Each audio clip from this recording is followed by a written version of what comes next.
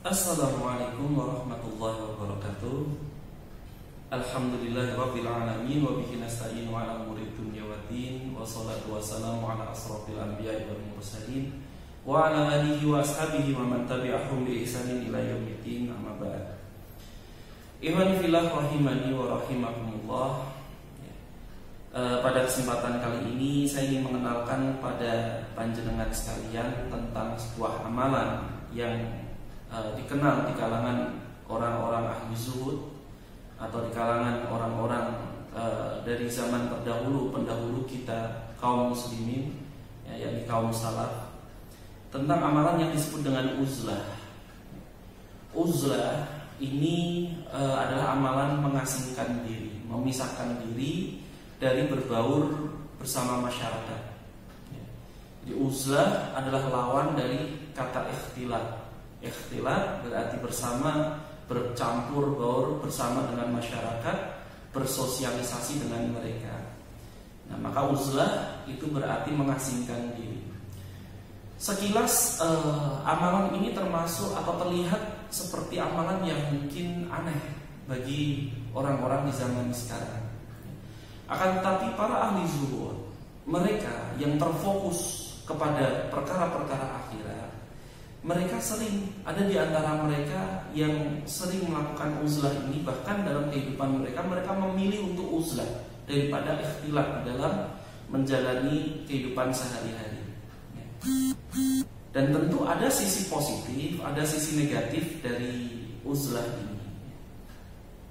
Siapa di antara para ulama besar di masa lalu yang mereka melakukan uzlah atau mendukung tentang amalan uzlah ini? Tidak sedikit di antara mereka ada Sufyan Ats-Tsauri, Ibrahim An-Nakhai, kemudian Imam Hasan Al-Basri, kemudian Dawud At-Tai, dan lain-lain, Bishr Al-Hafi, rahimakumullah. Mereka adalah orang-orang yang utama di dalam agama kita, dan mereka memilih uzlah. Meskipun orang-orang ulama-ulama besar di masa lalu yang memilih untuk ikhtilat juga jauh lebih banyak lagi. Ya, semisal Imam Sa'id bin Al-Musayyib, Imam Muhammad bin Ismail Al-Bukhari, 4 imam mazhab, dan yang lain-lain selain mereka memilih ikhtilat. Tentu keduanya, baik uzlah maupun ikhtilat, itu memiliki sisi positif, keuntungan, dan sisi negatif, kerugiannya. Dan ini merupakan amalan yang didasarkan pada sabda-sabda Nabi SAW, petunjuk Nabi SAW. Itulah mengapa uzlah ini menjadi amalan di dalam agama kita, amalan yang memiliki keutamaan tersendiri di dalam agama kita. Hujahnya atau dalil yang mereka sampaikan orang-orang yang beruzlah itu diantaranya adalah sebuah hadis dari Nabi SAW yang diriwayatkan oleh Imam Bukhari dan Imam Muslim, dari hadis Abu Sa'id Al-Khudri radhiyallahu anhu, bahwasanya Nabi SAW pernah ditanya, "Ya Rasulullah, wahai Rasulullah, ayyun nasi khairun?" Siapakah manusia yang paling baik? Maka Nabi SAW menjawab, rajulun yujahidu binafsihi wa malihi, yakni seorang yang dia berjihad dengan jiwanya dan dengan hartanya. Wa rajulun fi syi'bin minasyi'abi ya'budu rabbahu wa yada'un nasa min syarrihi. Dan yang kedua adalah seorang yang dia mengasingkan dirinya di salah satu dari celah-celah gunung, lembah-lembah, yang dimana di dalamnya dia menyembah Allah Subhanahu wa Ta'ala, Tuhannya. Ya'budu rabbahu, dia menyembah Tuhannya, dan yada'un nas, dan dia meninggalkan manusia, orang-orang, min syarrihi, dari keburukan-keburukan, kejelekan-kejelekan dari yang ditimbulkan oleh bersosialisasi dengan seorang atau orang-orang lain, dengan masyarakat.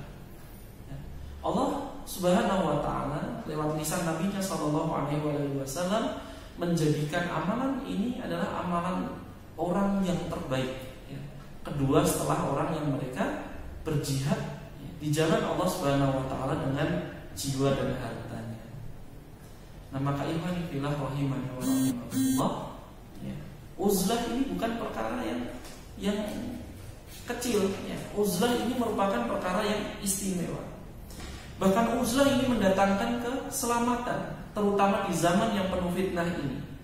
Yakni dikala Nabi SAW dalam sebuah hadis yang diriwayatkan dari sahabat Uqbah bin Amir radhiyallahu anhu, dalam sebuah hadis yang diriwayatkan oleh Imam Ahmad, ya, bahwasanya Nabi SAW pernah ditanya, ya Rasulullah, wahai Rasulullah, man najah, apa itu keselamatan? Maka Nabi SAW menjawab, amlik alaika lisanaka wal yasaka baituka wabki ala khati'atika. Yang namanya keselamatan itu adalah amlik, tahanlah, ya, alaika lisanaka, atasmu itu lisanmu, lidahmu. Kamu mampu menahan lisanmu, maka kamu selamat, ya. Di kesempatan yang lain Nabi SAW bersabda, man somata najah, barang siapa yang dia diam mampu menahan lisan, maka dia selamat, ya. Dan kemudian keselamatan itu adalah hendaknya engkau menjadikan rumahmu itu terasa lega, ya, terasa nyaman, betah, dan tangisilah kesalahan-kesalahan. Nah, yang mana hujah dari uzlah ini? Yakni ketika Nabi SAW merintahkan kita, wal yasaka baituka, jadikan rumahmu itu nyaman, lega, untuk melindungi dirimu itu dari fitnah, ya. Dan di dalamnya wabki, menangislah ala khati'atika, atas dosa-dosa yang kesalahan-kesalahan yang kamu lakukan. Nah, ini dalil dari uzlah yang utama, ya.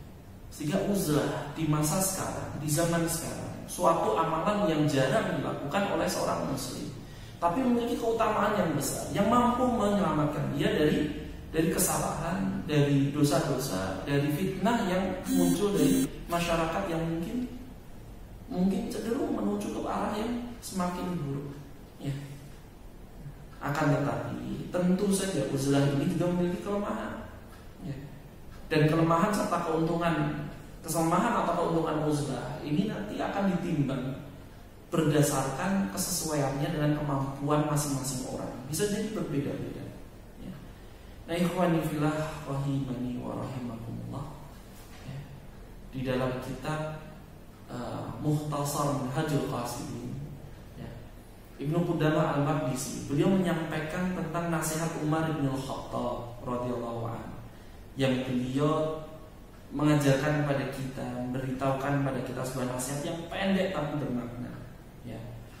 Khudu bihadzikum minal uzlah, ambillah bagian dari kalian, ya, bagian milik kalian itu dari uzlah, dari mengasingkan diri. Seakan-akan Umar bin Khattab radhiyallahu anhu mendorong kita untuk melakukan uzlah ini, terutama di masa banyak fitnah, banyak cobaan, dan kita tidak mampu untuk menghadapinya ketika kita bersama dengan masyarakat, ya. Maka mengasingkan diri, ya, lebih banyak berada di rumah. Kita berkhawat dengan Allah Subhanahu wa taala, menyepi, menyendiri, menghadap Allah Subhanahu wa taala.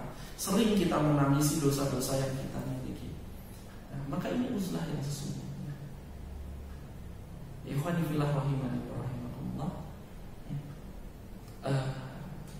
Semoga apa yang kita bahas pada kesempatan kali ini bermanfaat, ya. Dari hati kita memahaminya dan kita mampu untuk mengamalkannya, ya. Wallahu a'lam bishawab. Subhanallah bihamdika asyhadu an la ilaha illa anta astaghfiruka wa atubu ilaik. Wassalamualaikum warahmatullahi wabarakatuh.